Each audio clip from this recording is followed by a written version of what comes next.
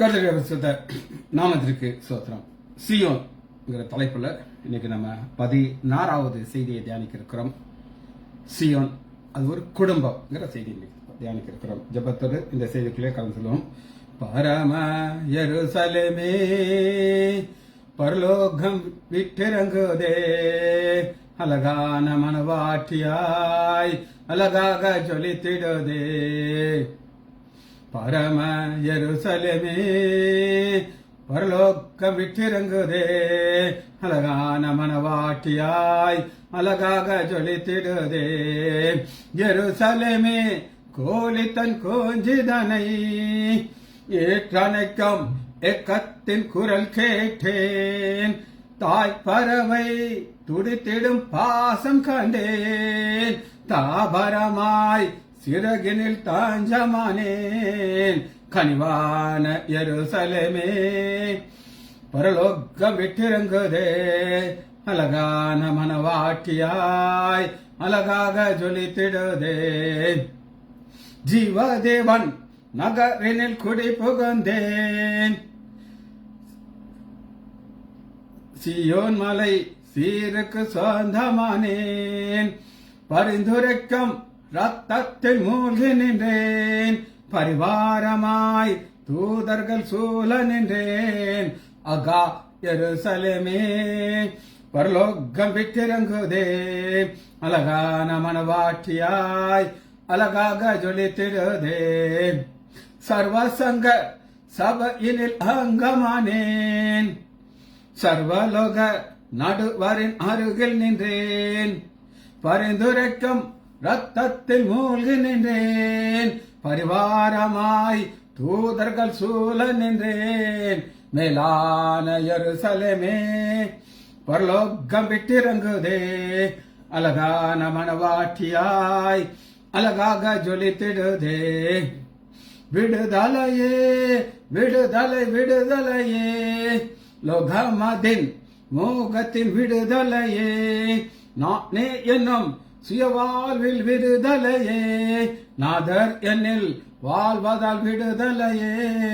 சுயாதீன எருசலேமே பரலோகம் விட்டிறங்குதே, அழகான மனவாட்டியாய் அழகாக ஜொலித்திடுதே. இயேசுவே நாமத்தினாலே ஜெபங்களின் பிதாவே, ஆமென். கர்த்தருடைய பரிசுத்த நாமத்திற்கு ஸ்தோத்திரம். லீலா பிரைஸ் தி லார்ட். செய்திக்கு ஆதாரமான வசனம் சங்கீதம் 128 எடுத்துக்கொள்ளும். சங்கீதம் 128ல 5வது வசனம் தான் இன்னைக்கு பக்கம் இருக்க கீ வசனம். வாசிப்போமா? கர்த்தர் சியோனிலிருந்து உன்னை ஆசீர்வதிப்பார். யாரை ஆசீர்வதிப்பார் அப்படின்னு நீங்க கேட்டீங்கன்னா, நீ ஜீவனுள்ள நாட்கள் எல்லாம் எருசலேம் வாழ்வை காண்பாய், நீ உன் பிள்ளைகளின் பிள்ளையையும். இஸ்ரவேல் கொண்ட சமாதான பிள்ளைகளின் பிள்ளை அப்படின்னா ஒரு குடும்ப வாழ்க்கைய வாழுகிற மக்கள் அப்படிதாங்க இருக்கு. குடும்ப வாழ்க்கையில உங்களுக்கு ஆண்டவர் கொடுக்கிற ஒரு உசிதமான ஆசீர்வாதம் என்ன அப்படின்னு கேட்டீங்கன்னா, பிள்ளைகள். இந்த பிள்ளைகள் தாங்க உங்களுக்கு கிடைக்கிற ஒரு பெரிய ஆசீர்வாதம். என்னுடைய மகள் டீனா தேவியாக்கு திருமணமாச்சு. ரொம்ப சந்தோஷமான ஒரு வாழ்க்கையை வாழ்ந்துகிட்டு இருந்தாங்க. அப்ப நான் பிரதர்ஸ் அல்லன் பாலுடைய அப்பா ஜெயபால் சட்ட என் மகளுடைய ஆசீர்வாதத்தை சொல்லும் போது அவர் இந்த வசனத்தை சொன்னார். உங்களுக்கு காட்டுறேன். ஏசாயா 54வது அதிகாரம் 13. உன் பிள்ளைகள் எல்லாம் கர்த்தரால் போதிக்கப்பட்டிருப்பார்கள், உன் பிள்ளைகளின் சமாதானம் பெரிதா இருக்கும். உன் பிள்ளைகளுடைய சமாதானம் பெரிதா இருக்குன்னா என்ன அர்த்தம் சொல்லுங்க? உங்களுக்கு ஒரு மகன் இருக்கா, அந்த பிள்ளை ஒரு இடத்துல கஷ்டப்படுது, எப்படி இருக்கும் உங்களுக்கு? கஷ்டமா இருக்கும். என் மக டீனா தேவியாவுக்கு என்னுடைய மனைவியுடைய சொந்தக்கார பையனை பிக்ஸ் பண்ணியிருந்தாங்க. அவருக்கு 40,000 ரூபாய் சம்பளம். நல்லா சூட்டெல்லாம் போட்டிருப்பார், நல்லா ஸ்மார்ட்டா இருப்பார். அமெரிக்காவில் இந்த இன்ஜினியரிங்ல ஏதோ படிச்சிருக்காரு. அவங்க அப்பா ஒரு டாக்டர், அம்மா ஒரு டாக்டர். ஆனால் இவர் வந்து டாக்டர். உங்களுக்கு ரொம்ப என் மனைவி ரொம்ப ஆசை, எங்க சொந்தக்கார பையன் அப்படின்னு சொல்லி. ஆனா கரெக்டா இந்த மேரேஜ் ப்ரொப்போசல் நடந்துகிட்டு இருக்குது. நான் எங்கள் அண்ணன்ட்ட சொன்னேன், ரஜோ நீ விசாரி அந்த பையனை பற்றி, என்ன நம்ம முதல் கமிட் பண்ணிடக்கூடாது, கமிட் பண்ணியாச்சுன்னா கஷ்டமாயிடும் அப்படின்னு நான் சொன்னேன். அவன் அங்கே உள்ள சில ஃப்ரெண்ட்ஸை வச்சு இந்த பையனை பற்றி விசாரிச்சுக்கிட்டு இருக்காரு. இது கூடால இந்த சம்பவம் வந்துருச்சு.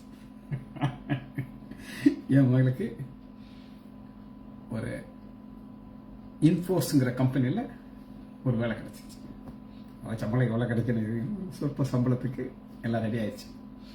இப்போ நான், என் மனைவி, என் மக 3 பேரும் போய் அவளை சென்னையில் விட்டுட்டு வர்றதுக்கு டிக்கெட்லாம் எடுத்தாச்சு. இந்த நேரத்தில் கரெக்டாக மணிராஜ் எங்கள் பாப்பியுடைய பேப்பர் வருது.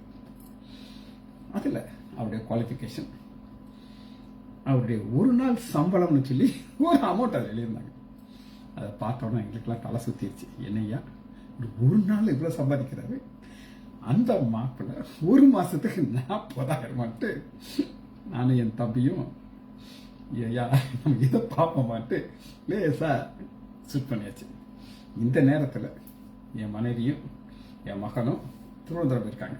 ஏன்னா அவங்களுடைய அம்மாட்ட பாட்டிகிட்ட குட் பை சொல்கிறதுக்கு. ஏன்னா அவள் இன்ஃபோர்ஸில் சேர்ந்தாச்சுன்னா லீவ் எடுக்க முடியாது.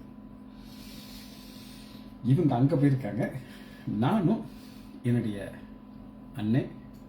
அன்னை ஒய்ஃபு அவங்க அங்கேருந்து எங்களுக்கு ஃபோனில் சொல்கிறாங்க, நீங்கள் மாப்பிள்ளையை பார்க்க வரலாம் ஞாயிற்றுக்கிழமை, நாங்கள் இங்கே தான் இருக்கிறோம், வந்தால் நீங்கள் தனியாக வர, குடும்பமாக வந்து பார்த்துட்டு போங்க அப்படின்னு சொல்லி. நான், என் மனைவி ஊரில் இருக்கா, நாங்கள் மனைவிட்டு சொல்லவே இல்லை இப்படி நாங்கள் மாப்பிள்ளை பார்க்க போகிறோன்னு. வண்டி போயிட்டு இருக்குது, தூத்துக்குடி நோக்கி போயிட்டு இருக்கு. மியூசியம் மனைவிக்கு போயிடுச்சு. ஃபோனில் கூப்பிட்டு என்னை திட்டுறா, அந்த திட்டுறா. எங்க பணத்தை பார்த்த உடனே என்ன நீங்கள் இப்படி ஜம்ப் பண்ணிட்டீங்க, இது சரியில்லை, நீங்கள் பண்ணுறது தப்பு அப்படின்னு ஒரே திட்டுறா. நான் உடனே போனேன் எங்கள் அண்ணிட்ட கொடுத்துட்டு, அண்ணி ஹலோங்கிறாங்க, அக்கா நீங்கள் மட்டும் போயிருந்தீங்கன்னா வாழ்நாள் முழு உங்கள்கிட்ட பேச மாட்டேன். இப்படியே அந்த ஃபோன் அப்படியே சுற்றி வந்துட்டு இருக்குது. ஒரு மாதிரி போயிட்டோம், மாப்பிள்ளையை பார்த்தோம். ஒரு இடத்துல போய் முழங்கால் படியிட்டு ஆண்டவனுக்கு ஒரு ஜெபம் பண்ணினேன்.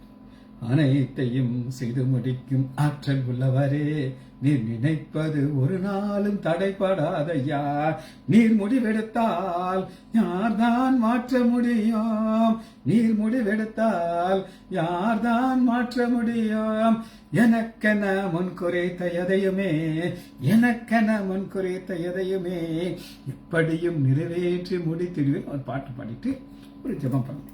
ஆண்டவரே, உமக்கு சித்தமா இருந்தால் என் மகள் இந்த குடும்பத்தில் வாழ்வான், என் பேர பிள்ளைகள் இந்த வீட்டில் விளையாடுவாங்க, உமக்கு சித்தமா இல்லைன்னா நாங்கள் அதை சந்தோஷமா எடுத்துக்கிறோம். நாங்கள் போய் இறங்குறோம். வெளியில் ஒரு 4 கார், பெரிய பெரிய கார் நிற்குது.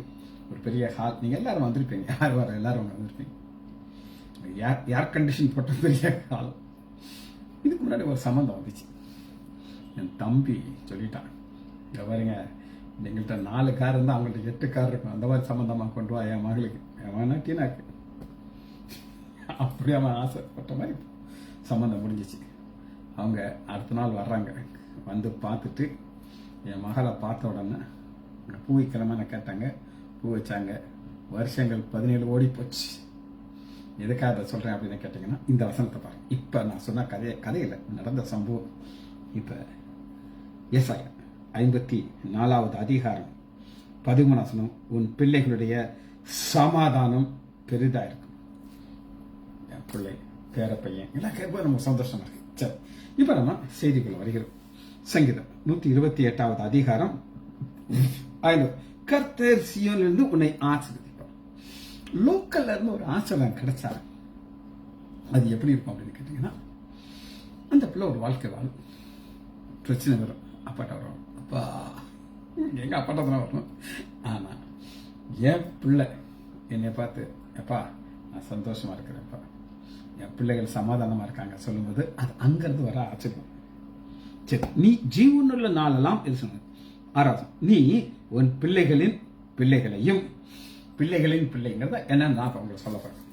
நான் 5 தலைமுறையை பார்த்துட்டேன். ஒரு தலைமுறை என்னுடைய தாத்தா சாமுவேல் லைசண்ட், எங்க அப்பாவுடைய அப்பா. ஒரு என்னுடைய கலர்ல இருப்பாரு. இங்க எனக்கு ஒரு சிவப்பு கலர்ல ஒரு மச்சம் இருக்கும், அவருக்கு இதே மாதிரி மச்சம் இருக்கும். என்னோட டபுள் ஃபேர்ல இருப்பார்.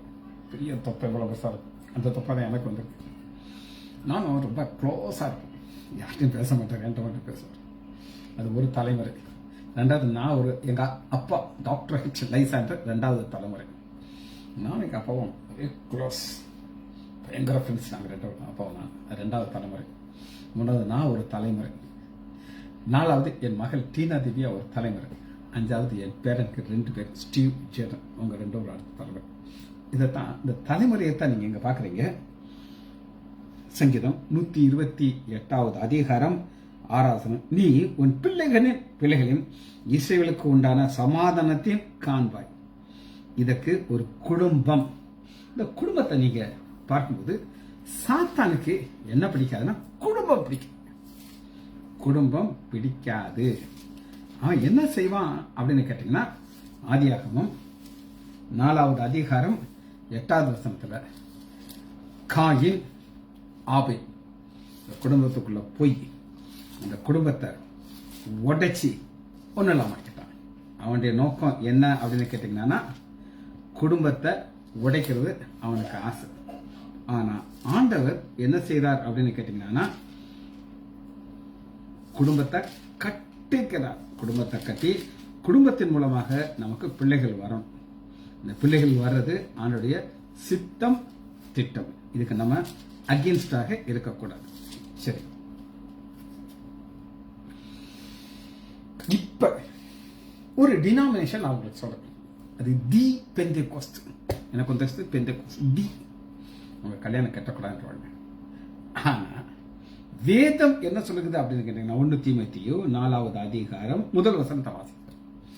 குடும்பத்தின் மூலமாக நீங்கள் உங்கள் பிள்ளைகளையும் பிள்ளையுடைய சமாதானத்தை நீங்க பார்க்கணும். ஆனா அவங்க என்ன சொல்லுவாங்கன்னு கேட்டீங்கன்னா, 1 தீமோத்தேயு 4வது அதிகாரம், ஆகிலும் ஆவியானவர் வெளிப்படையாக சொல்லுகிறது, பிற்காலத்திலே, இந்த காலத்தில் நம்ம வர்ற காலத்து பிற்காலத்திலே மனசாட்சியிலே சூண்டுண்ட பொய்யை உடைய மாயத்தினாலே சிலர் வஞ்சிக்கிற ஆவிகளுக்கும் பிசாசுகளுடைய உபதேசத்திற்கும் செவி கொடுத்து விசுவாசத்தை விட்டு விலக போகிறார்கள். விவாகம் பண்ணாதிருக்கவும். அவங்க கல்யாணம் கட்டாதுன்னு சொல்லுவாங்க. பெந்தேகோஸ்து ஒரு அது 2 பெந்தேகோஸ்து. ஒன்னு இந்த சூளக்கரையில ஒரு பெந்தேகோஸ்து, அவங்க திருமணம் செஞ்சு பிள்ளைகள் இருப்பாங்க. இந்த பெந்தேகோஸ்து வந்து பாஸ்டர் அவங்க ஊழியத்துக்கு அந்த ஏரியாவுக்கு வந்திருக்காரு. இந்த கல்யாணம் கட்டின பாஸ்டர் அவரை பார்த்து பிரைஸ்ல அடிச்சிருக்காரு. நீ எல்லாம் யாரையா, உன்னை யாரு கல்யாணம் கட்டச்சுன்னா அப்படின்னு சொல்லி. அப்ப கல்யாணம் கட்டலாம் பிள்ளை இருக்கணும், பிள்ளைகளுடைய சமாதானத்தை உங்களால பார்க்க முடியுமா? சரி, இது அவங்க அகெயின்ஸ்டா இருக்காங்க. தேவனுடைய திட்டம். சரி, இந்த திட்டத்தை ஆண்டவர் எங்க இருந்து கொண்டு வருகிறார் அப்படின்னு கேட்டீங்கன்னா, வாசிப்போமா?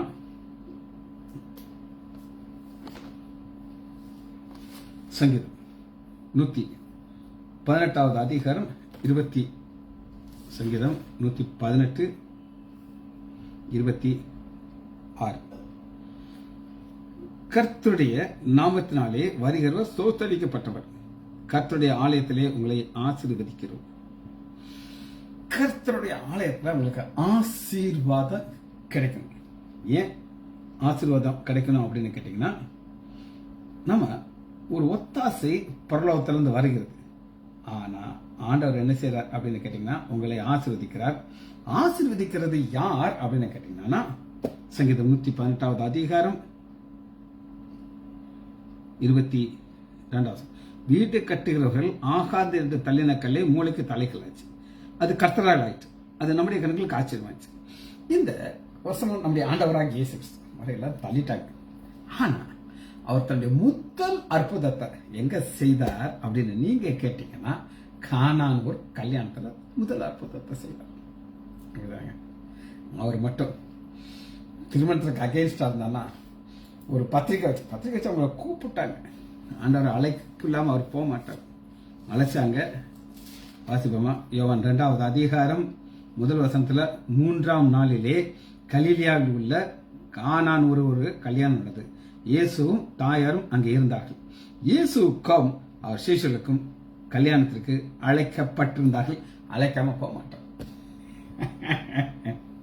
இது ஏன் நான் ஸ்ட்ரெஸ் பண்ணி சொல்றேன்னா, இப்ப இருக்கிற தீவந்தே கோஸ்ட், நாங்க மட்டும்தான் பரலோகம் போவோம், நாங்க மட்டும்தான் சீல் போங்கிறவங்க அவங்க திருமணம் செய்யக்கூடாதுங்கிறாங்க. ஆனா நம்முடைய ஆண்டவராகிய இயேசு கிறிஸ்து முதல் அற்புதத்தை செய்தது ஒரு கல்யாண வீட்டில்.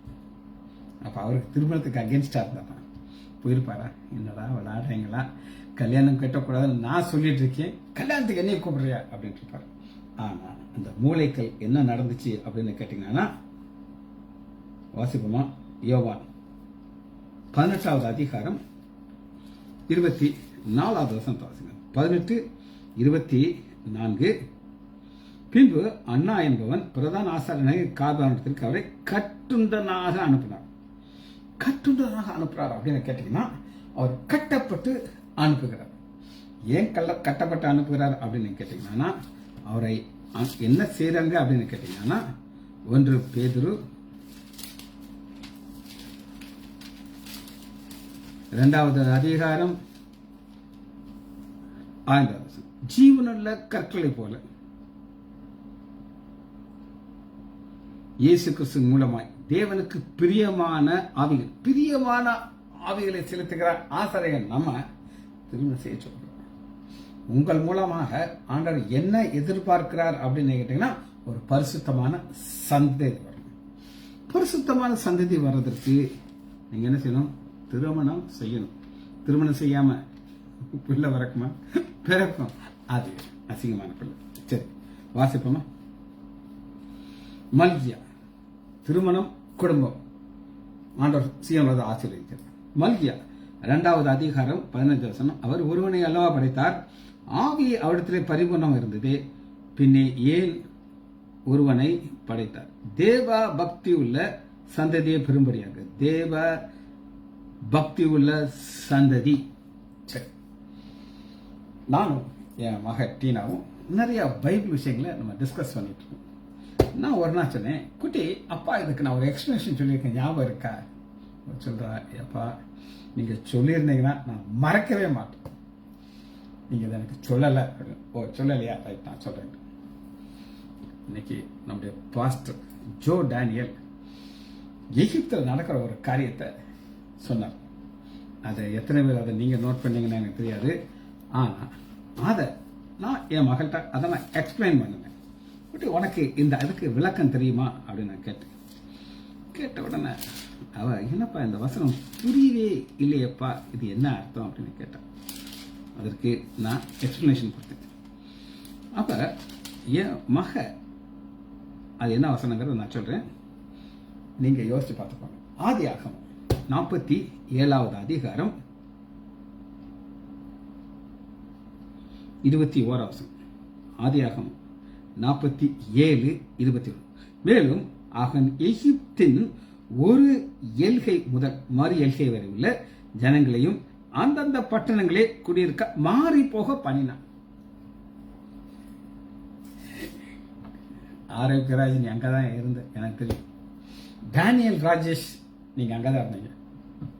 ஜானகி அம்மாவும் கட்டாயம் ஆலயத்துக்கு வந்திருக்கும். எத்தனை பேருக்கு இந்த வசனத்துக்கு விளக்கம் சொல்லுங்க பார்ப்போம். இது என்னுடைய செய்தி கிடையாது. நான் என் மகிட்ட இந்த வசனத்துக்கு எக்ஸ்பிளன் கேட்டேன், உனக்கு தெரியுமாப்பா அப்படின்னு சொல்லி. எப்பா எனக்கு தெரியலன்னு சொல்லுவேன். நான் அதை விளக்கமா சொன்னேன். எப்பா இப்படி ஒரு அர்த்தம் இருக்காப்பா கிடைச்சு அவன் ஆச்சரியப்பட்டேன். அப்ப எனக்கு ஒரு சந்ததி இருக்குது, அது பரிசுத்தமான சந்ததி, வேதத்தை நேசிக்கிற மக. புல்பேட்டில் போய் செய்தி கொடுத்தான்னா எல்லாரும் அசந்துருவாங்க. அந்த அளவுக்கு அப்படி ஒரு ஆவியில நிரம்பி அவளுடைய பிள்ளைகளுக்கும் அதே அபிஷேகத்தை ஆண்டவர் கொடுத்திருக்கிறார். 2 பசங்களும் பைபிள் வாசிக்கும் போது அவ்வளவு அழகா விளக்கத்தை சொல்றாங்க. சரி, இப்ப நம்ம அடுத்து இதுல வாசிப்போம்.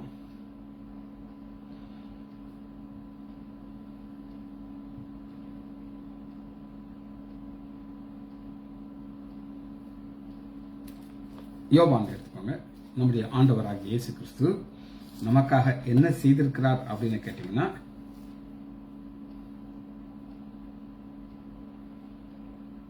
பத்தாவது அதிகாரம் 9வது. யோவான் 10:9. நானே வாசல், என் வழியாய் ஒருவன் உட்பிரவேசித்தால் அவன் ரட்சிக்கப்படுவான், அவன் உள்ளும் புறம்பும் சென்று மேய்ச்சலை கண்டடைவான். உள்ளும் புறம்பும் என்ன நான் சொல்றேன், உள்ளுங்கிறது உங்களுக்கு உள்ள இருக்கிற சமாதானம். வெளியே உங்களுக்கு ஆண்டவர் கொடுத்துற சுகம், இந்த ரெண்டையுமே ஆண்டவர் ஆசீர்வதிக்கிறார். இது எங்கிருந்து இந்த ஆசீர்வாதம் வரும் அப்படின்னு கேட்டீங்கன்னா, சங்கீதம் 133வது அதிகாரம்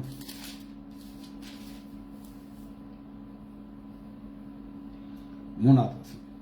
எர்மோன் மேலும் சியோன் பர்வதத்தின் மேல் இறங்கும் பனிக்கு ஒப்பாய் இருக்கிறது, அங்கே என்றென்றைக்கும் ஆசீர்வாதத்தை ஜீவனையும் கட்டளை இடுவார். இது என்னன்றது மட்டும் பார்த்து இதை முடிக்கப்படுகிறது. சரி, இது தேவனுடைய கோபம் மாறுகிற இடம். இந்த இடம் இது என்ன இடம் அப்படின்னு கேட்டீங்கன்னா, முதல் வசனம், இதோ சகோதரர் ஒருமித்து வாசம் பண்ணுகிறது எத்தனை நன்மை. அது ஆரோனுடைய சிரசு மேல் ஊற்றப்பட்டு அவனுடைய தாடியிலே வலிகிறது, அவனுடைய அங்கில் நல்ல தைலத்துக்கு ஒப்பாரு. இந்த தைலம் ஆண்டவர் நமக்காக கொடுக்கிறார். ஆண்டவர் நம்மளை எப்படி மாற்றுகிறார் அப்படின்னு கேட்டீங்கன்னா, ஒரு பரிசுத்த ஆசாரிய கூட்டம், ராஜரீகமான ஆசாரிய கூட்டம். பழைய ஏற்பாட்டில் ஆண்டுடைய கோபத்தானா உங்களுக்கு காட்டுறேன். நான் சொன்னேன், இது ஆண்டுடைய கோபம் மாறுகிற இடம். யாத்திராகமம் எடுத்துக்கொள்ளுங்க, 19வது அதிகாரம்.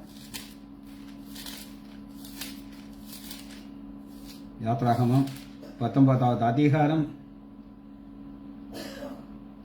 12வது.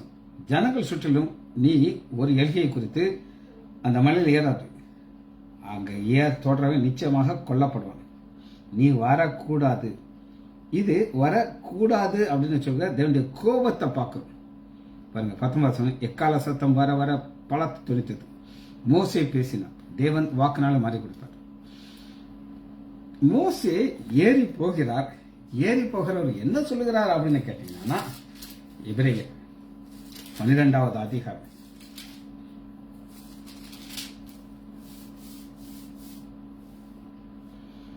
22வது வசனத்துக்கு முன்னாடி உள்ளது தேவ கோபம். 22ல கோபம் போயிடுச்சு. 22க்கு முன்னாடி 19வது தேவ கோபம். யாத்ராங்கத்துல சீனாய் மலை மேல அவர் இறங்கி வருவது எப்படி இருந்தது அப்படின்னு நீங்க கேட்டீங்கன்னா, எக்கால சத்தம் வானத்து சத்தத்திற்கு நீங்க அந்த சத்தத்தை கேட்டவர்கள் தங்களுக்கு ஏனென்றால் ஒரு மிருகமாகிலும் மலையை தொட்டால் அது கல் எறிபட்டு சாகும். மோசே சொல்லுகிற, மோசே நானும் மிகவும் பயந்து நடுகிறேன். மோசே ஆண்டவர் முகமுகமாக பார்த்து மனிதன் அவரே பயப்படுறார். 22 நீங்களோ, பழைய ஏற்பாட்டிலிருந்து புதிய ஏற்பாடு, நீங்களோ ஜீவனுள்ள சீனாய் மலை சியோன் மலையிலும் ஜீவனுள்ள தேவனுடைய நகரமாய் இருக்கு. ஜீவனுள்ள தேவனுடைய நகரம் அதுக்குள்ள வந்தாச்சுன்னா உங்களுக்கு ஜீவன் அது நிச்சயிச்சு. நீங்களோ ஒரு டர்ன் எடுக்க பாருங்க. இதற்கு காரணம் என்ன அப்படின்னு கேட்டீங்கன்னா, ஆண்டோடைய கோபம் அக்கினி மாற்றப்படுகிறது. எங்க மாற்றப்படுகிறது நான் உங்களுக்கு காமிச்சதை திரும்ப உங்களுக்கு நான் காட்டப்படுறேன். சங்கீதம் 133வது அதிகாரம் 3வது. எர்மோன் மேலும் சியோன் பர்வதத்தின் மேலும் இறங்கும் பனிக்கு ஒப்பா இருக்கிறது. ஆண்டவர் நம்மளை பார்க்கும்போது பனியாக இறங்குறார்.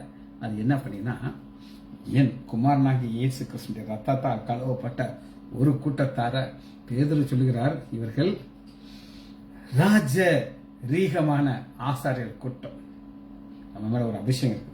அந்த அபிஷேகத்தை தான் நம்ம பார்க்கிறோம். இதை இன்னும் நீங்க புரிந்து கொள்றதுக்கு ஒரு சில வசனங்களை பார்த்து இதை முடிக்க இருக்கிறோம். ஓசியா 14வது அதிகாரத்தில் நீங்க பாத்தீங்கன்னா, ஓசியா 14வது அதிகாரம், நான் இஸ்ரவேலுக்கு பனியை போலிருப்பேன். பனியை போல் ஆண்டவருடைய கோபம் எல்லாம் மாறி சகோதரர்கள் ஒருமித்து வாழ்றாங்க. ஒரே சந்தோஷம். நான் இங்க கோபமா இருக்க மாட்டேன், அக்கனியாக இருக்க மாட்டேன், என்னைய பார்த்து வாங்க என்ன பயந்து ஓடாதீங்க, பனியை போல இருப்பேங்க. மாத்திரமல்ல, மீகா 5வது அதிகாரம் 7வது வசனம். மீகா 5:7 பக்கம் 1078. யாக்கோபிலே மீதியானவர்கள் கர்த்தராலே வருகிற பனியை போலும். கர்த்தராலே வருகிற பனினா அவர் நான் பனியா இருப்பேன், என் பிள்ளைகளையும் பனியாக்கிறேன். என்ன அருமையா அந்த பனி வந்துருச்சா, எல்லா அக்கனையும் ஓடிய போயிடுச்சு. இது அடுத்த ஒரு ஆசீர்வாதம். இதனால என்ன ஒரு விசேஷமான ஆசீர்வாதம் வருதுங்கிறத பார்த்து நம்ம அந்த செய்தியை முடிக்கப்போம். இப்ப தேவ கோபம் போயிடுச்சு. ஆண்டவர் சொல்றாரு, நீ வராதங்கிறாரு. அது சீனாய் மலையில. ஆனா இப்ப ஒரு இடத்தை நம்ம காட்ட போகிறோம். இதுதான் நம்ம ஃபைனலா போய் சேர போகிற ஒரு இடம். வாசிப்போமா? ஏசாயா 2வது அதிகாரம் 2வது வசனம். ஏசாயா 2:2. கடைசி நாட்களில், அது நம்ம வாழ்கிற நாட்கள், கடைசி நாட்கள்ல நம்ம இருக்கிற கிருபையின் காலம். இது முடிஞ்ச உடனே உபத்திரவ காலம், மகா உபத்திரவ காலம் நடக்கும். அப்புறம் 1000 வருட அரசாட்சி. அந்த 1000 வருட அரசாட்சியில ஆலயமாகிய பர்வதம் பர்வதங்களின் குடிமேலிலே ஸ்தாபிக்கப்பட்டு மலைகளுக்கு மேலாக உயர்த்தப்பட்டு எல்லா ஜனங்களும் அதற்கு ஓடிவார்கள். எல்லா ஜாதிகளும், நம்மளாம் யாரு? புறஜாதியார். இஸ்ரேல் மக்கள் வருவாங்க, நம்மளும் வருவோம். திரளான ஜனங்கள் புறப்பட்டு வந்து நாம் கர்த்தருடைய பர்வதத்திற்கும் யாக்கோபின் தேவனுடைய ஆலயத்திற்கும். யாக்கோபின் தேவனுடைய ஆலயங்கிறது நம்ம தான்.